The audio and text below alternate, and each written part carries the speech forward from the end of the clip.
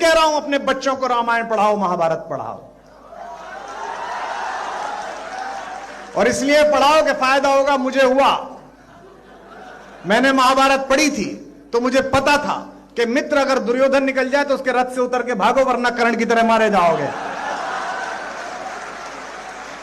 तो इसलिए पढ़ो, चलो मत पढ़ो उस कारण से जो मैंने कहा था, इस कारण से पढ़ लो। युग के जय श्री राम। मेरे सभी सनातनी भाइयों का स्वागत है इस नए वीडियो में। आज हम आपके लिए कुछ खास और नया लेकर आए हैं, तो जल्दी से वीडियो को लाइक कर दें, और अगर आप चैनल पर नए हैं तो सब्सक्राइब जरूर करें। साथ ही बेल आइकन को दबाना न भूलें, ताकि आपको हमारे हर नए वीडियो की सूचना सबसे पहले मिले। और हाँ, नीचे कमेंट बॉक्स में जय श्री राम का नारा लगाकर अपनी उपस्थिति जरूर दर्ज कराएं। तो भगवान कृष्ण जेल में कैसे पैदा होते? क्या बिगाड़ा था भाई देवकी और वासुदेव ने? लेकिन कंस, चूंकि कंस जो समाज के कंस है ना, ये नहीं चाहते कि कोई गरीबों के लिए काम करे, मजलूमों के लिए काम करे, सताए हुए लोगों के लिए काम। दिल्ली की आज जो स्थिति है वो पूरा उदाहरण बनती जा रही। पूरे महाराष्ट्र में भी लहराने के अलावे बांटने गए तो एक पत्रकार के हाथ में भी आ गया। खोला तो मान्यवर पूरा कोरा था, अंदर कुछ लिखा ही नहीं था, प्रीएम्बल भी नहीं था। इसके अंदर जो लिखा है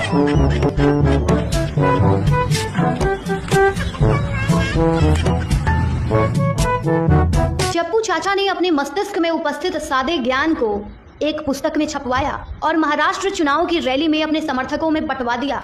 मान्यवर, इतना बड़ा छल, आपकी बात नहीं कर रहा मैं, ये तो पकड़े जाने के बाद तो सब लोग सुधर जाते हैं। मान्यवर, 75 साल के इतिहास में, संविधान के आयुष्य में, संविधान के नाम पर इतना बड़ा छल मेरे जीवन में तो मैंने ना देखा है ना जाना है। और कारण ढूंढते हैं कि क्यों हारे। मैं बता दूं, कारण मत ढूंढिए, कमेटी की जरूरत नहीं है। संविधान और आरक्षण आरक्षण करते थे, लोग जान गए कि संविधान फर्जी लेकर घूमते हो तो लोगों ने हरा।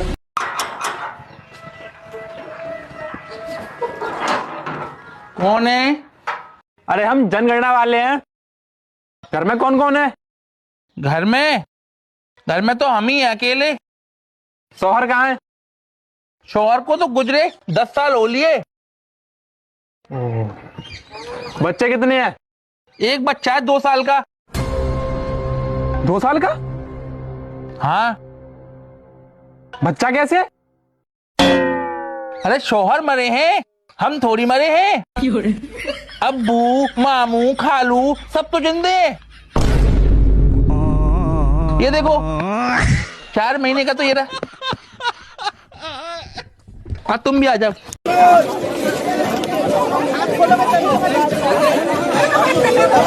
बताओ माँ। 6 महीना हुआ हमारा आदमी गुजर गया। हम कितना बार राशन मांग लेकर आपका उतर गया, हमारे कोई मदद नहीं मिला। राशन कार्ड के लिए? राशन कार्ड दिया, राशन नहीं मिला, कोई मदद नहीं। राशन कार्ड है आपके पास? राशन कार्ड नहीं है, बनवा देंगे आपका। इनका दफ्तर परवीन, अपना दफ्तर बताओ। परवीन नहीं करता, नहीं मदद नहीं करते। नहीं करेंगे। आप कहाँ रहते हो? सल्लत कॉलोनी 2 में। तो आपके घर आएंगे। ये देखिए, कांग्रेसी नेता जीतू पटवारी अंबेडकर जी के फोटो के साथ क्या कर रहे हैं। अब अगर सेम यही चीज अगर भाजपा का कोई नेता कर दिया होता, सेम इसी चीज पे कोहराम मच जाता। दरअसल इन्होंने एक टारगेट फिक्स किया हुआ है कि हर बात पे बेमतलब ही बस संविधान संविधान चिल्लाना है, जबकि उन्हें पता होना चाहिए कि ये देश संविधान से ही चलता है। लेकिन एक तबका ऐसा है जो संविधान से भी ऊपर अपना कानून मानता है, उससे इन नकली संविधान के ठेकेदारों को कोई दिक्कत नहीं है। अब आप सोच लीजिए कि इन्हें वाकई में संविधान की कितनी चिंता है। अब अगर अमित शाह द्वारा वो शब्द अपमान है, तो फिर तो उसी मानक पे ये महा अपमान हुआ। अब क्या इस पर मुंह खोलेंगे विपक्षी? आप मेरे से दिल्ली में पानी कैसे देना है घर घर में मेरे से पूछ लीजिए, मैं आपको पूरा प्लान समझा दूंगा। अच्छा। मैं यमुना कैसे साफ करनी है आप मेरे से पूछ लीजिए। ठीक है। जनता की समस्याओं का कैसे समाधान। ये दोगला आदमी है, हम इसकी बात पर भरोसा नहीं कर सकते। मैंने 2020 के चुनाव में 3 बड़े वादे किए थे। मैंने कहा था मैं दिल्ली की सड़कों को यूरोपियन स्टैंडर्ड की बना दूंगा। मैंने कहा था मैं यमुना साफ कर दूंगा। और मैंने कहा था कि अगले चुनाव तक सबके नल में 24 घंटे साफ पीने का पानी आएगा। ये 3 चीजें मैं नहीं कर पाया, मैं एडमिट करता हूँ। जैसे दिल्ली में पानी कैसे देना है घर घर में मेरे से पूछ लीजिए, मैं आपको पूरा प्लान समझा दूंगा। ये 3 चीजें मैं नहीं कर पाया, मैं एडमिट करता हूँ। करते कैसे हो ये सब? गजब टू भी बात।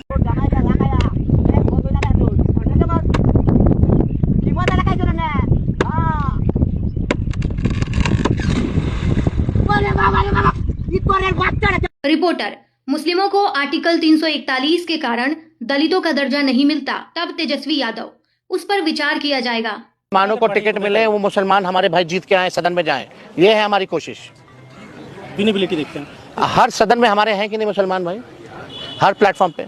तो आप लोग तो बस बात का बतंगर बनाने में माहिर लोग हैं। आपकी सरकार ने बिहार का सेंसस कराया, लेकिन जो मुस्लिम में वो दलित का दर्जा नहीं मिलता आर्टिकल 341 की वजह से, इस पर मैं सब पे विचार किया जाएगा, सब पे विचार किया जाएगा मतलब दोस्तों, संविधान में स्पष्ट है कि मुस्लिम या ईसाई को एससी का दर्जा नहीं मिल सकता। संविधान का आर्टिकल 341 को 1950 में बाबा साहेब ने बनाया था।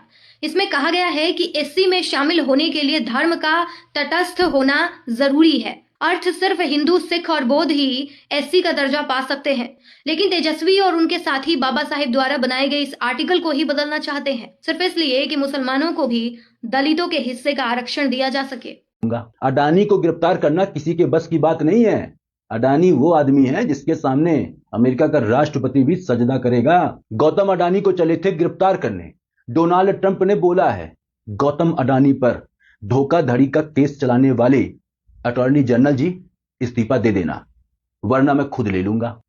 मुझे समझ नहीं आता कि जिस अडानी ने भारत को समुद्र का बेताज बादशाह बना दिया, एयरपोर्ट और पोर्ट आज भारत खुद संचालित कर रहा है, बिजली अपनी खुद बना रहा है, उसी अडानी के खिलाफ षड्यंत्र। और भूला मत करो कि गौतम अडानी के ऊपर किसका हाथ है। अरविंद केजरीवाल जी निश्चित तौर पर भगवान है। मैं तो उनको कह ही चुका हूं कृष्ण के अवतार हैं वो। जब भी कोई व्यक्ति गरीबों का मसीहा बनने की कोशिश करता है तो उसके पीछे समाज के जो कंस हैं वो पड़ जाते हैं। आम आदमी पार्टी के नए इंटर्न अवध ओझा जल्दी आम आदमी पार्टी पर एक बोझा बनने वाले। आम आदमी पार्टी के नेता अवध ओझा ने यह बयान दिया कि समाज के कंस केजरीवाल, जो कि भगवान कृष्ण का एक अवतार है, उनको ठीक से गरीबों के लिए काम नहीं करने दे रहे।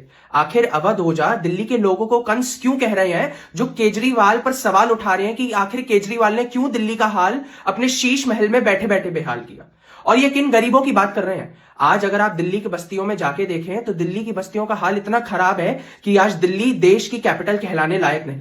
गरीबों को तो छोड़ो, लेकिन केजरीवाल ने दिल्ली के अमीरों को भी गरीब बनाने की ठान ली है। ना पानी साफ देंगे, ना साफ सड़क, ना हवा, ना घर। यह पहली बार नहीं जब आम आदमी पार्टी ने सनातन विरोधी नारे दिए। केजरीवाल की सरकार का बोझा अब दिल्ली वाले कदापि नहीं उठाएंगे और ओझा का झोला जरूर दिल्ली वाले बांधेंगे। जय हिंद। अरविंद केजरीवाल जी निश्चित तौर पर भगवान है। मैं तो उनको कह ही चुका हूं कृष्ण के अवतार हैं वो। और तू कंस का अवतार है। दल्ले 3 बच्चे मर गए बेसमेंट में दब के, उसे अवैध तरीके से चलाया जा रहा था दिल्ली में, और तू उसे भगवान का अवतार बता रहा है। केजरीवाल का दलाल। तू भी तो अब दल्ला है, टीचर कहाँ रहा अब। केजरीवाल का तो सुपड़ा साफ है ही, अब तेरा भी सुपड़ा साफ है दिल्ली से।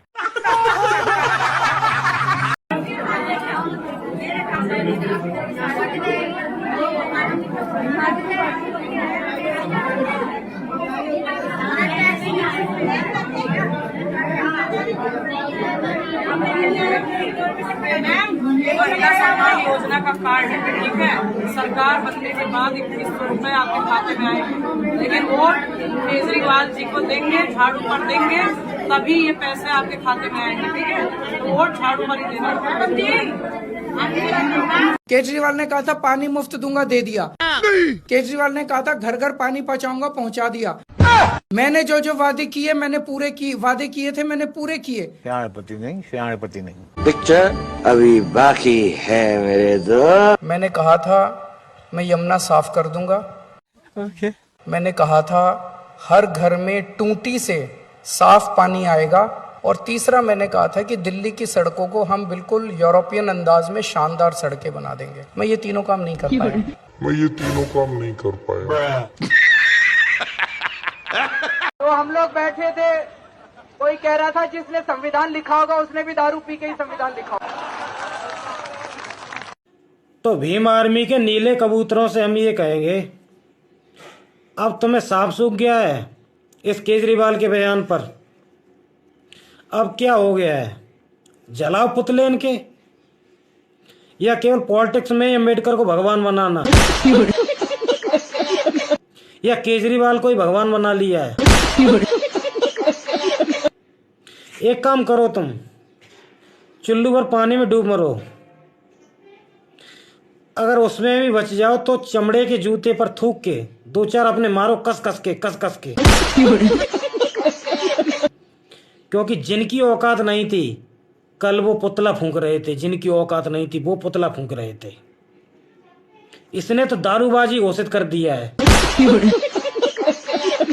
अब अभिसार, रवीश कुमार और ध्रुव राठी जैसे चमचे चिल्ला रहे होंगे ये पुराना वीडियो है, या कांग्रेस के संविधान की बात हो रही है, या कांग्रेस के संविधान या पुराने वीडियो की बात नहीं हो रही है।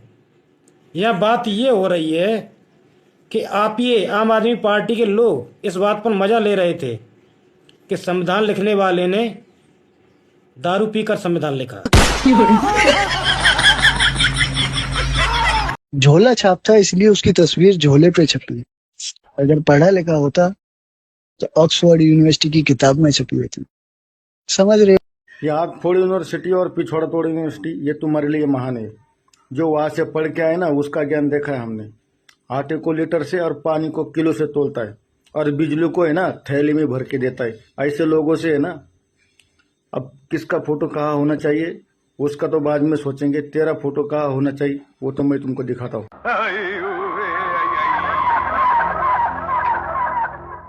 भाई नड्डा जी आजकल एकदम से आक्रामक मूड में ही रहते हैं क्या?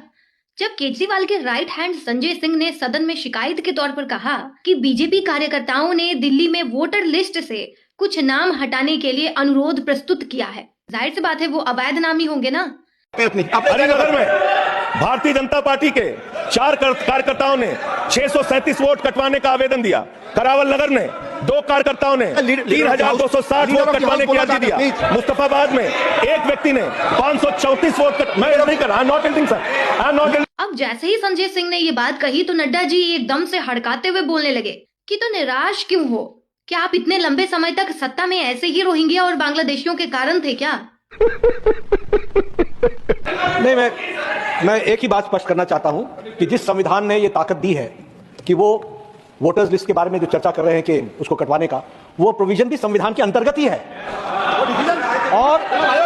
और उसमें देखने वाली बात यह है कि ये इतने दिन सत्ता पे कहीं रोहिंग्या और बांग्लादेशी के वोटों पर तो नहीं बने हुए थे। माने संजय, अब अवैध नाम भी वोटर लिस्ट से ना हटाया जाए, मतलब हमारा नेता कोई घुसपैठिया वोट देकर चुनेगा? ये विपक्षी नेता तो गजबे हैं भाई। कौन है जॉर्ज सोरोस? किसके बाप को फर्क पड़ रहा है जॉर्ज सोरोस क्या कर रहा है अमेरिका में? 142 करोड़ के इस देश के लोकतंत्र में एक 96 साल के बुढ़ऊ उसको खत्म कर देंगे। बुढ़ा किसको बोलता है? बुढ़ा होगा तेरा बाप। कुछ अखबारों में छापा जा रहा है एक 96 साल का, मतलब बुढ़ऊ ही कहूंगी, हमारे यहाँ तो ऐसे बोला जाता है, अमेरिका में बैठे हुए एक बुढ़ऊ हमारे लोकतंत्र को समाप्त कर देंगे। भारी मिस्टेक हो गया सर, एकदम ब्लंडर हो गया, साहब को भी नहीं पहचानता है, गलती हो गई साहब।